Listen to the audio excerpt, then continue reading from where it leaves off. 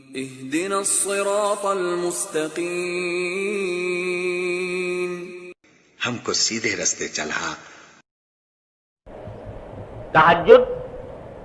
کی نماز، جس کو صلاۃ اللیل بھی کہتے ہیں، رات کی نماز، یہ بڑی عظیم نعمت ہے۔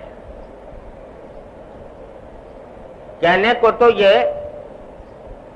فرض یا واجب نہیں ہے، اللہ تعالیٰ نے اپنے بندوں پر رحمت اور شفقت کرتے ہوئے اس کو فرض قرار نہیں دیا کہ ہر آدمی کے ذمہ لازم ہو کہ وہ ضرور تہجد پڑھے اور ضرور رات کی نماز پڑھے۔ اگر ایسا کر دیتے تو ہم جیسے کمزور لوگ پتہ نہیں کہاں جاتے۔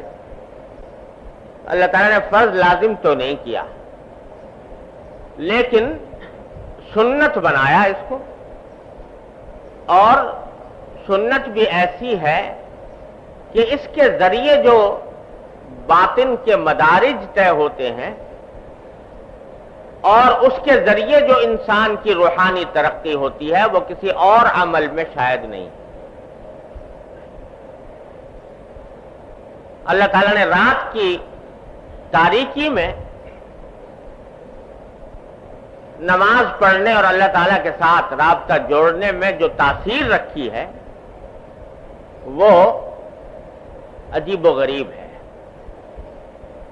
اور کوئی دوسرا عمل اس کی ہمسری نہیں کرتا۔ ان ناشئۃ اللیل ہی اشد وطئا واقوم قیلا۔ رات کا وقت ہوتا ہے، دن کے وقت میں انسان اپنے دنیا کے کام دھندوں میں لگا ہوا ہے، دل کہیں ہے، دماغ کہیں ہے، خیالات منتشر ہیں، اور کبھی کوئی بیچ میں حائل ہو گیا، کبھی کوئی بیچ میں حائل ہو گیا، یہ سلسلہ چلتا رہتا ہے۔ لیکن رات میں، رات کی تاریکی میں جب اللہ جل جلالہ سے رابطہ جوڑا جاتا ہے تو اللہ تبارک و تعالی اس وقت خصوصی فضل و انعام فرماتے ہیں۔ ایک حدیث میں ہے کہ رسول کریم سرور دو عالم صلی اللہ علیہ وسلم نے ارشاد فرمایا کہ جب رات کا 1/3 حصہ گزر جاتا ہے تو اللہ جل جلالہ آسمان دنیا پر نزول فرماتے ہیں، اور ان کی طرف سے یہ اعلان عام ہوتا ہے کہ ہے کوئی مغفرت طلب کرنے والا جس کی میں مغفرت کروں، ہے کوئی رزق مانگنے والا جس کو میں رزق دوں، ہے کوئی جو مبتلا آزار ہو، مصیبت میں مبتلا ہو، جس کو میں عافیت عطا کروں۔ اللہ جل جلالہ کی طرف سے یہ اعلان ہو رہا ہوتا ہے پہلے 1/3 رات گزرنے کے بعد، مسلسل یہ اعلان اللہ تعالیٰ کی طرف سے جاری رہتا ہے صبح تک۔ تو گویا اللہ جل جلالہ کی خصوصی رحمت متوجہ ہوتی ہے ان اوقات میں اپنے بندوں کی طرف، اور جو بندے اس وقت میں اللہ جل جلالہ سے اپنا رابطہ جوڑتے ہیں اور تعلق قائم کرتے ہیں وہ اللہ تعالیٰ کی ان رحمتوں کے سزاوار ہوتے ہیں۔ بڑا قیمتی وقت ہے جو اللہ تبارک و تعالیٰ نے یہ رکھا ہے، اور اس رات کی نماز میں بڑی ہی عظیم فضیلت رکھی ہے۔ اور آپ صحابہ کرام کو کیونکہ نماز فرض نہیں تھی، تہجد کی نماز فرض تو تھی نہیں کہ آپ اس کی فرائض کی طرح تاکید فرماتے، لیکن ترغیب دیتے تھے رات کی نماز۔ چنانچہ ایک حدیث میں آتا ہے کہ حضرت عبداللہ بن عمر رضی اللہ تعالیٰ عنہ جو حضرت فاروق اعظم کے صاحبزادے ہیں، یہ اپنا واقعہ بیان کرتے ہیں کہ میں دیکھتا تھا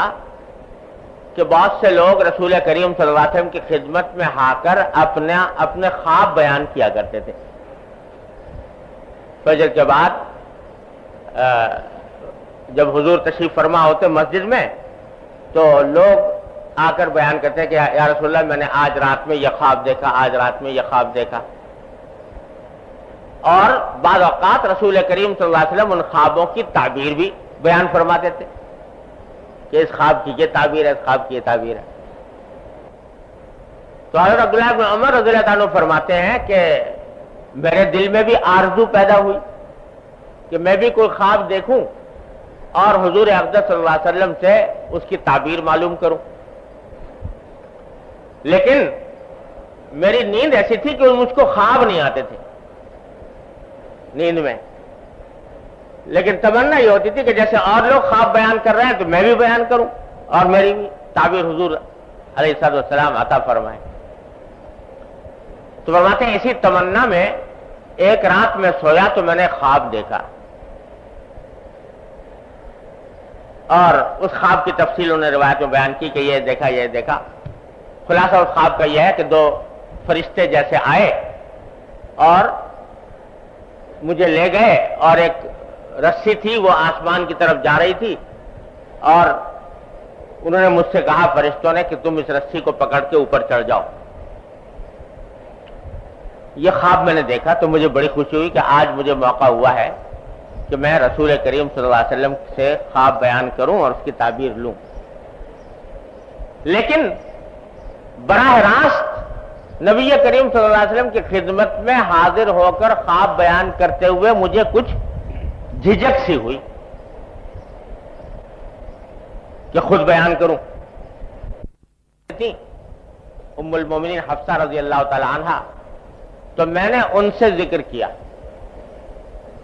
کہ میں نے آج رات یہ خواب دیکھا ہے، اور تمہیں اگر کسی وقت موقع ملے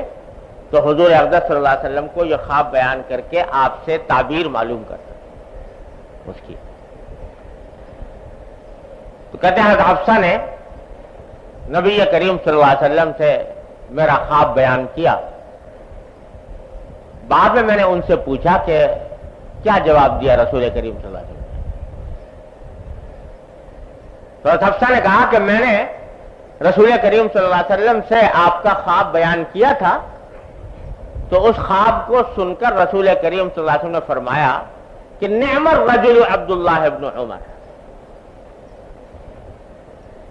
دو جملے فرمائے، ایک جملہ یہ کہ عبداللہ ابن عمر بڑا اچھا آدمی ہے، عبداللہ ابن عمر بڑا اچھا آدمی ہے، اور پھر دوسرا جملہ فرمایا لو کان یصلی من اللیل، کاش کہ وہ رات کو بھی نماز پڑھا کرے۔ اچھا آدمی ہے لیکن کاش کہ وہ رات کو بھی نماز پڑھا کرے۔ حضرت عبداللہ ابن عمر فرماتے ہیں کہ اس وقت تہجد کی نماز پڑھنے کا عادی نہیں تھا، رات کو پڑھتا نہیں تھا، لیکن جس دن سے میں نے نبی کریم سرور دو عالم صلی اللہ علیہ وسلم کا یہ ارشاد سنا کہ عبداللہ ابن عمر اچھا آدمی ہے، کاش کہ وہ رات کو نماز پڑھا کرے، تو اس دن سے الحمدللہ کبھی تہجد کہ فرض اور واجب نہیں، اس واسطے اس طرح کا حکم تو نہیں دیتے تھے جیسے 5 نمازوں کا، لیکن ترتیب دیتے تھے۔ چنانچہ اس کا نتیجہ یہ تھا کہ صحابہ کرام رضی اللہ تعالیٰ عنہ کی اکثریت رات کی نماز کی عادی تھی، اور قرآن کریم نے رات کی نماز پڑھنے والوں کی بڑی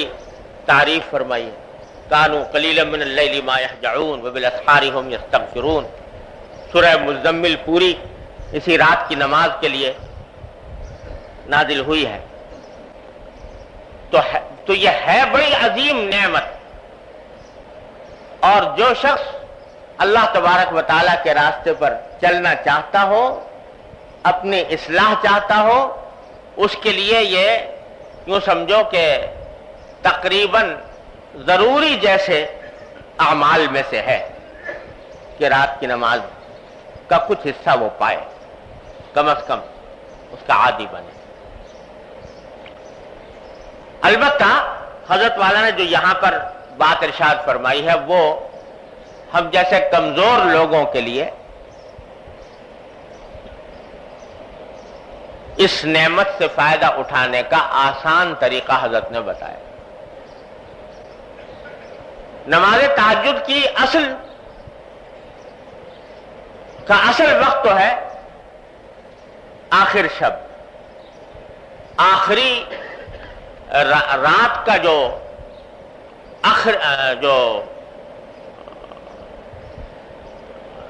رات کا جو آخری حصہ ہے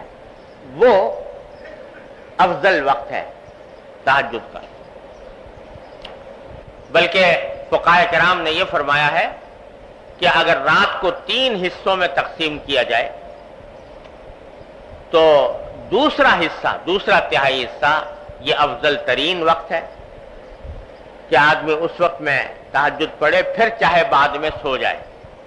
اور پھر فجر کے لیے اٹھے۔ اور اگر رات کو 2 حصوں میں تقسیم کیا جائے تو آخری حصہ جو ہے وہ زیادہ افضل ہے تہجد کے لیے۔ تو اصل بات یہ ہے کہ آدمی کو چاہیے کہ اس کا اہتمام کرے کہ اللہ تبارک و تعالیٰ توفیق دے تو آخر شب میں بیدار ہو کر تہجد کی نماز ادا کرے۔ لیکن ایک حدیث ہے جو معجم طبرانی میں مروی ہے، اس میں رسول کریم صلی اللہ علیہ وسلم نے ارشاد فرمایا کہ لا بد من صلاۃ بلیل ولو حلب شاہ، کہ رات کے وقت میں کچھ نماز پڑھنا ضروری ہے۔ ضروری ہونے کا معنی یہ کہ اللہ تبارک و تعالیٰ کی رحمتوں کو متوجہ کرنے کے لیے اور اپنی اصلاح کی خاطر آدمی کو ضروری ناگزیر ہے کہ وہ رات کے اندر کچھ نماز پڑھے۔ اور فرمایا ولو حلب شاتن، چاہے وہ اتنی ہی دیر کیوں نہ ہو جتنی دیر میں ایک بکری کا دودھ دویا جاتا ہے۔ بکری کا دودھ اگر دوئیں تو بہت زیادہ وقت نہیں لگتا اور جلدی دوہا جاتا ہے، کیونکہ دودھ کم ہوتا ہے بکری کا گائے اور بھینس کے مقابلے میں۔ تو مطلب کہ جتنی دیر میں بکری کا دودھ دویا جاتا ہے اتنا ہی کیوں نہ ہو، لیکن نماز رات کی نماز فرمایا لا بد من صلاۃ بلیل، ضرور ہونی چاہیے اور کسی مومن کو وہ چھوڑنی نہ چاہیے۔ پھر آگے فرمایا، یہ حدیثی کا حصہ ہے کہ وَمَا كَانَ بَعْدَ صَلَاةِ الْعَشَاءِ فَهُوَ مِنَ اللَّيْلِ، کہ نماز عشاء کے بعد جو بھی نماز پڑھی جائے وہ صلاۃ اللیل میں داخل ہے، تہجد کے مفہوم میں داخل ہے، جو عشاء کے بعد جو بھی نماز پڑھی جائے۔ اس حدیث میں رسول کریم سرور دو عالم صلی اللہ علیہ وسلم نے ہم جیسے کمزوروں کے لیے یہ آسانی کا راستہ تجویز فرما دیا کہ اگر سونے کے بعد اٹھنا مشکل ہو رہا ہے تو اول شب میں نماز عشاء پڑھنے کے بعد بھی اگر کچھ نماز تہجد کی نیت سے صلاۃ اللیل کی نیت سے پڑھ لی جائے تو انشاءاللہ تہجد اور صلاۃ اللیل کی برکات سے محرومی نہیں ہوگی۔ اس لیے بزرگ فرماتے ہیں کہ آدمی کو کوشش تو پوری یہ کرنی چاہیے کہ آخر شب میں اٹھ جائے، لیکن اگر اس کی عادت نہیں پڑی یا کوئی عارض درپیش ہے تو نماز عشاء کے بعد اور وتر سے پہلے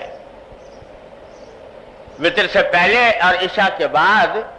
کچھ رکعتیں پڑھنے کا معمول بنا لے بنیت تہجد بنیت صلاۃ اللیل۔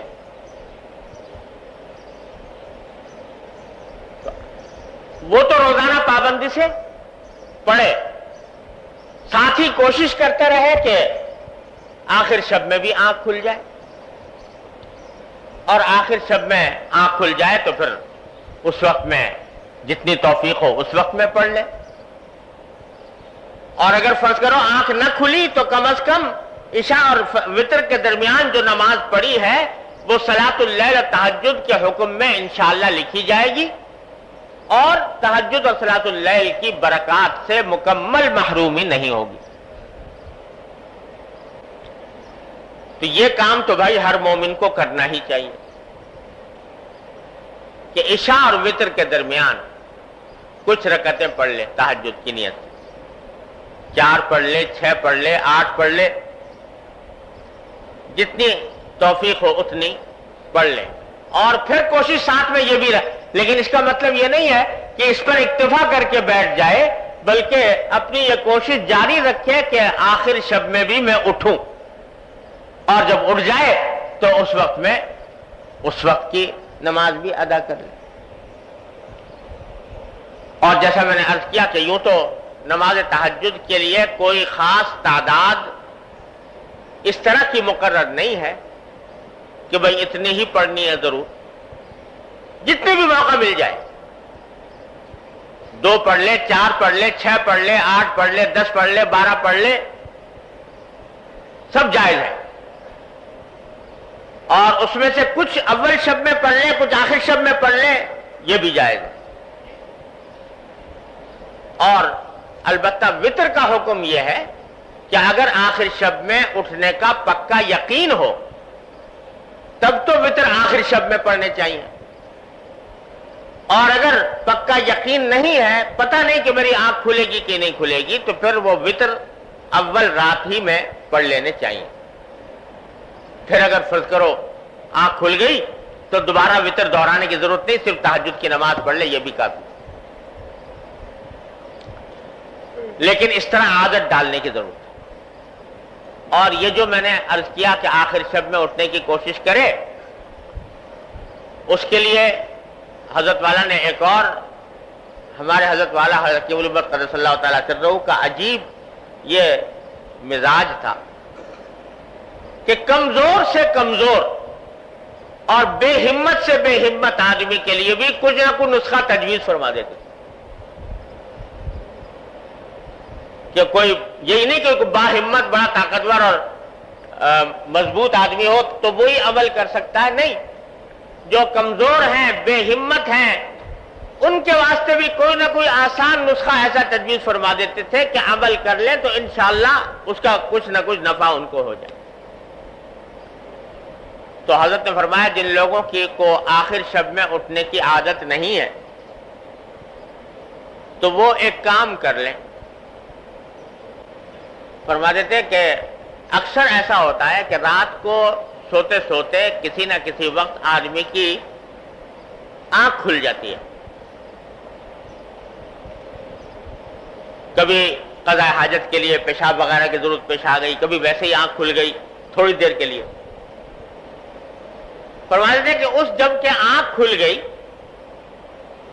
تو اس وقت تھوڑی دیر کے لیے بستر پر بیٹھ جاؤ۔ کیا تو میں نہیں کہتا کہ جاؤ جا کے وضو کرو اور نماز پڑھو، لیکن ابتدا میں جب آنکھ کھلی تو تھوڑی دیر کے لیے بستر پر بیٹھ جاؤ اور بیٹھ کر یہ سوچو کہ یہ وہ وقت ہے جس کے بارے میں حدیث میں آیا ہے کہ اللہ تعالیٰ کی طرف سے پیغام آ رہا ہے، اعلان عام ہو رہا ہے کہ ہے کوئی مغفرت مانگنے والا جس کی میں مغفرت کروں۔ تو یہ تصور کر کے تھوڑی دیر کے لیے دعا کر لو بیٹھ کے، ایک تو اپنی مغفرت کی دعا کر لو اور دوسرے اس بات کی دعا کر لو کہ یا اللہ مجھے تہجد میں آخر شب میں اٹھنے کی توفیق نہیں ہو رہی، اپنے فضل و کرم سے مجھے یہ توفیق عطا فرما دیجئے۔ فرمایا یہ دعا کرو، پڑھ کے سو جاؤ۔ حضرت فرماتے ہیں اگر اتنا ہی کر لو تو جو آدمی یہ کام کر لے گا پابندی سے تو انشاءاللہ اللہ تعالیٰ کی طرف سے اس کو توفیق ہوگی اور ضرور ہوگی انشاءاللہ، اگر پابندی سے یہ کام کر لے۔ تو ہمارے حضرت والا حضرت قیوم الامت قدس اللہ تعالیٰ سرہ فرماتے تھے کہ حقیقت کا مزاج یہ تھا کہ وہ لوگوں کو لانے کے لیے آسان سے آسان تدبیر بتاتے تھے، جیسے دانہ ڈالا جاتا ہے نا جانور کو، تو اس طریقے سے دانہ ڈالتے تھے۔ اور تجربہ یہ ہے کہ جو شخص یہ کام کر لے گا پابندی سے، کہ جب بھی آنکھ کھلے بیٹھ جائے چند لمحے کے لیے اور دعا مانگ لے اللہ تعالیٰ سے، انشاءاللہ وہ تہجد کی برکات سے محروم نہیں رہے گا۔ ہمارے حضرت والا حضرت ڈاکٹر صاحب قدس اللہ تعالیٰ سرہ، اللہ تعالیٰ ان کے درجات بلند فرمائے، وہ فرمایا کرتے تھے کہ میاں یہ جو انسان کا نفس ہے نا، اس نفس کو قابو میں کرنے کے لیے کبھی کبھی اس کے ساتھ اس کے ساتھ تدبیر سے کام لینا پڑتا ہے. اور پھر اپنی مثال دینے لگے، حضرت والا اپنی مثال دینے لگے. یہ آخر دور کی بات ہے جب عمر زیادہ ہو گئی تھی، 80 سال سے زیادہ متجاوز ہو گئی تھی. اور جب سے حضرت والا سے حضرت حکیم الامت قدس اللہ تعالیٰ سرہ سے تعلق ہوا تھا تو ماشاءاللہ تہجد کے عادی تھے، اور 2 گھنٹے کے اذکار کا معمول، 2 گھنٹے مسلسل اذکار میں صرف فرماتے تھے. تو پھر فرمانے لگے کہ رات میری جب تہجد کے وقت میں بیدار ہوا تو طبیعت میں بڑی کشمکشاہٹ تھی، سستی، طبیعت تھکی ہوئی تھی اور اٹھنے کو دل نہیں چاہ رہا تھا. یہ میں بات کر رہا ہوں اس وقت جبکہ 80 سال سے عمر متجاوز ہو چکی تھی، جوانی کی بات نہیں ہو رہی ہے، بڑھاپے میں بھی 80 سال سے زیادہ عمر. تو فرمانے لگے کہ طبیعت میں کشمکشاہٹ پیدا ہوئی اور دل نے یہ کہا کہ بھئی تمہاری طبیعت خراب چل رہی ہے، کمزور ہو، تھکے ہوئے ہو، نیند بھی ضروری ہے صحت کے لیے، اگر نیند پوری نہ ہوئی تو بیماری ہونے کا اندیشہ ہے. تو ایسے میں تہجد کوئی فرض واجب تو ہے نہیں، لہذا اگر ایسے حالت میں چھوٹ جائے تو کیا مذائقہ. یہ طبیعت میں خیال وارد ہوا. تو جب یہ خیال آیا تو میں نے یہ کہا کہ ٹھیک ہے، واقعتاً تہجد کوئی فرض واجب نہیں ہے اور کوئی ضروری نہیں کہ آدمی اس حالت میں بھی جبکہ کمزور ہے، بوڑھا ہے، ضرور کرے. لیکن میں نے کہا کہ دیکھو یہ رات کا وقت ہے جس میں اللہ تعالیٰ کا منادی آواز لگا رہا ہے کہ ہے کوئی مغفرت کرنے والا جس کی مغفرت کروں، ہے کوئی رزق مانگنے والا جس کو رزق دوں. تو اس رات میں اللہ تعالیٰ کی طرف سے منادی ہو رہی ہے تو یہ اچھا نہیں لگتا کہ بستر پر پڑا رہوں. چلو ایسا کرو، نماز نہ پڑھو، اٹھ کے بیٹھ جاؤ اور بیٹھ کے تھوڑی سی دعا کر. تو کہتے ہیں یہ خیال لا کر میں بیٹھ گیا، میں نے بٹھا لیا اپنے آپ، یہ خیال لا کر دعا کرنی شروع کر دی. جب دعا کرنی شروع کی تو پھر میں نے کہا کہ بھائی یہاں تک تو آ گئے، دعا کرنی شروع کر دی، تو یہ دعا بغیر وضو کے کر رہے ہو تو ذرا سا آگے بڑھ کے وضو کر لو. تو وضو کر کے اگر دعا کرو گے تو اس میں زیادہ برکت ہوگی. نہ پڑھنا نماز، لیکن وضو کر کے دعا کر لو. یہ دل کو سمجھایا اور جا کر میں نے وضو کر لیا، وضو کر کے دعا کرنے بیٹھ. تو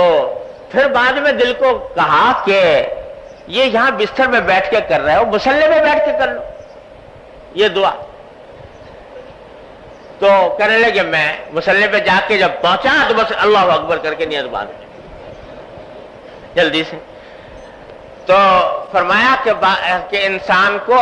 اپنے نفس کو اس طرح بہلانا پڑتا ہے تب جا کر وہ قابو آتا ہے. جس طرح وہ تمہیں چکر دیتا ہے اور وہ تمہیں بہکاتا ہے تو تم بھی اس کو چکر دو اور تھوڑا سا اس کو بہلا کر لے جاؤ، تھوڑا سا آگے بڑھاؤ. اور تجربہ یہ ہے کہ جب آدمی اپنے نفس کو اس طرح قابو کرنا چاہتا ہے تو اللہ تبارک و تعالیٰ کی طرف سے مدد بھی ہوتی ہے. تو بھائی حضرت والا یہاں پر یہ فرما رہے ہیں کہ بھائی اگر فرض کرو آخر شب میں اٹھنے کی توفیق نہیں ہو رہی تو اتنا کر لو کہ اول شب میں ہی عشاء کے بعد کچھ نماز بطور تہجد پڑھ لیا کرو اور اس میں یہ نیت رکھو کہ انشاءاللہ آخر شب میں بھی اٹھیں گے. تو حضرت فرماتے ہیں کہ طبرانی کی روایت میں اس کی صاف تصریح ہے کہ اگر کسی کو افضل طریقے کی ہمت نہ ہو تو چھوڑ دینے سے اس جائز پر عمل کر لینا بہتر ہے. اسی طرح بیداری کا اگر یقین نہ ہو تو بعد عشاء سب معمولات کو ادا کر لینا بہتر ہے. یہ کام تو بھائی ہر مسلمان کو اس سے محروم نہ رہنا چاہیے. جب اللہ تعالیٰ نے اتنی آسانی پیدا فرما دی تو اس سے محروم نہ رہنا چاہیے. عشاء کے فرضوں اور سنتوں کے بعد اور وتر سے پہلے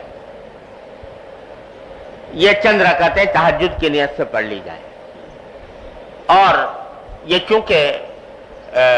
نفلیں ہیں اور نفلی عبادتوں میں اللہ تبارک و تعالیٰ نے بڑی وسعت رکھی ہے، توسع رکھا ہے. اس میں بہتر یہ ہوتا ہے کہ ذرا طویل قرات ہو، طویل رکوع ہو، طویل سجدے ہوں، اور رکوع اور سجدے کے اندر جو معصور دعائیں ہیں وہ بھی پڑھنی، مسنون دعائیں جو رسول کریم صلی اللہ علیہ وسلم ثابت ہے، قرآن کریم کی دعائیں یا نبی کریم صلی اللہ علیہ وسلم سے جو دعائیں مسنون طور پر ثابت ہے، مناجات مقبول وغیرہ میں جو لکھی ہوئی ہے، وہ سجدے کی حالت میں، رکوع کی حالت میں مانگتے رہنا، یہ بھی نبی کریم صلی اللہ علیہ وسلم کی سنت. حضرت عائشہ رضی اللہ تعالیٰ عنہ بیان فرماتی ہیں کہ ایک مرتبہ رات کو میری آنکھ کھلی تو میں نے نبی کریم سرور عالم صلی اللہ علیہ وسلم کو اپنے بستر پر نہ پایا.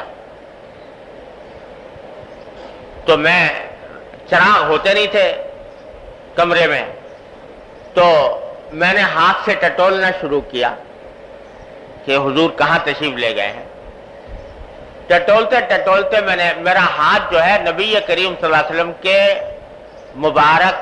انگوٹھے، پاؤں کے انگوٹھوں پر پڑا، اور وہ انگوٹھے کھڑے ہوئے تھے، یعنی سجدے کی حالت میں تھے. آپ تہجد پڑھ رہے تھے، سجدے کی حالت میں تھے. پھر میں نے جب قریب پہنچی تو میں نے سنا کہ رسول کریم صلی اللہ علیہ وسلم سجدے کی حالت میں ہیں اور یہ فرما رہے ہیں کہ اللہم انی اعوذ برضاک من سخطک وبمعافاتک من عقوبتک واعوذ بک منک لا احصی ثناء علیک انت کما اثنیت علی نفسک. یہ دعا مانگ رہے ہیں سجدے میں کہ اللہم انی اعوذ برضاک من سخطک، یا اللہ میں آپ کی ناراضگی سے آپ کی رضامندی کی پناہ مانگتا ہوں. اس بات سے پناہ مانگتا ہوں کہ آپ مجھ سے ناراض ہو جائیں. آپ کی رضا کی پناہ مانگتا ہوں آپ کی ناراضی سے، اور آپ کے عذاب سے پناہ مانگتا ہوں، آپ کے عذاب سے پناہ مانگتا ہوں آپ کی معافی کی، کہ آپ مجھے معاف کر دیں، کہ مجھے عذاب نہ دیں. تو یہ معصور دعائیں آپ پڑھ رہے تھے حالت سجدہ میں. اس لیے تمام نفل نمازوں میں بالعموم اور تہجد اور صلاۃ اللیل میں بالخصوص رکوع میں اور سجدے میں علاوہ جو اس کے اذکار ہیں، سبحان ربی العظیم، سبحان ربی الاعلی وغیرہ، اس کے علاوہ جو دوسرے دعائیں ہیں دوسری، وہ بھی پڑھی جا سکتی ہیں. اور جب آدمی ذرا اہتمام اور توجہ سے یہ دعائیں پڑھے تو صلاۃ اللیل کا لطف اور اس کے ذریعے اللہ تبارک و تعالیٰ کے ساتھ تعلق میں قوت ایسی پیدا ہوتی ہے کہ جو اور کسی عمل میں مشکل سے ہوتی ہے. رات کی نماز میں اللہ نے بڑا عجیب معاملہ رکھا ہے. حضرت شیخ عبد القادر جیلانی رحمۃ اللہ علیہ، اللہ تعالیٰ ان کے درجات بلند فرمائیں، یہ آپ سب جانتے ہیں بڑے درجے کے اولیاء اللہ میں سے ہیں. تو جب ان کی ولایت اور ان کی بزرگی کی شہرت ہوئی تو وہاں ایک ریاست تھی جس کا نام تھا نیمروز. نیمروز کی ایک ریاست تھی. اس کے بادشاہ نے حضرت شیخ عبد القادر جیلانی رحمۃ اللہ علیہ کی خدمت میں پیشکش کی کہ میں اپنی یہ ساری سلطنت آپ کو دینے کے لیے، آپ کی خدمت میں پیش کرنے کے لیے تیار ہوں، آپ یہ خدمت، اب یہ ساری سلطنت میری طرف سے ہدیے کے طور پر لے لیں، پوری ریاست، نیمروز کی ریاست مجھ سے لے لیں۔ نیمروز نام تھا ایک ریاست کا، اور یہ فارسی لفظ ہے جس کے معنی ہوتے ہیں آدھا دن۔ نیمروز کے معنی آدھا دن، لیکن نام تھا ایک ریاست کا۔ تو وہ ریاست حضرت شیخ عبد القادر جیلانی رحمۃ اللہ علیہ کی خدمت میں پیش کی، تو حضرت نے جواب میں 2 شعر لکھ کے بھیجے، عجیب و غریب شعر ہیں جو انہی کے مقام کا آدمی کہہ سکتا ہے۔ فارسی میں ہے کہ چوں چتر سنجری رخ بختم سیاہ باد، چوں چتر سنجری رخ بختم سیاہ باد، گر دل اگر بود ہوس ملک سنجرم، زاگاہ کے یافتم خبر از ملک نیم شب، من ملک نیم روز بدانگے نمی خرم۔ فرمایا کہ سنجر بھی ایک ریاست تھی، حکومت تھی، اس کا جو بادشاہ تھا وہ کالے رنگ کا تاج پہنا کرتا تھا اپنے سر کے اوپر۔ تو حضرت نے فرمایا کہ اگر میرے دل میں کسی بھی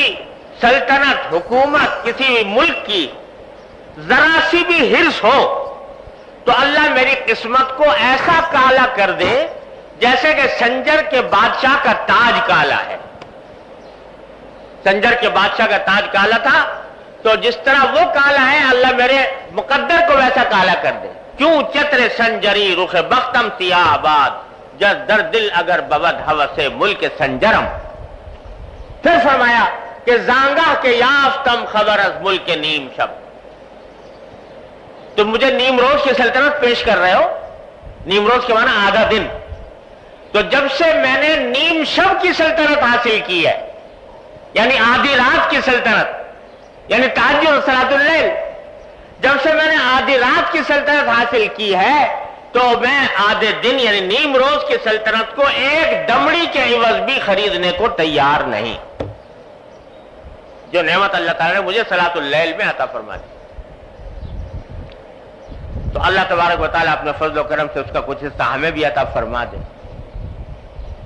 حضرت سفیان ثوری رحمۃ اللہ علیہ فرماتے ہیں کہ اللہ تبارک و تعالیٰ نے ہمیں صلاۃ اللیل میں جو لذت عطا فرمائی ہے اور اس کا جو نفع عطا فرمایا ہے، اگر دنیا کے بادشاہوں کو اس کی ہوا لگ جائے کہ یہ لذت بھی حاصل ہوتی ہے تو تلواریں لے لے کر ہم ہمارے سے مقابلے پر آ جائیں کہ ہم یہ لذت حاصل کریں گے تمہارے مقابلے میں۔ تو اللہ تبارک و تعالیٰ نے یہ نعمت عطا فرمائی ہے رات کے وقت میں اللہ سے رجوع کرنے والوں، اور اس کی پہلی سیڑھی جو ہے وہ حضرت والا نے اس ملفوظ میں بیان فرمائی ہے۔ اللہ تبارک و تعالیٰ اپنے فضل و کرم سے، اپنی رحمت سے ہم سب کو اس پر عمل کی توفیق عطا فرمائے اور صلاۃ اللیل کی نعمت سے سرفراز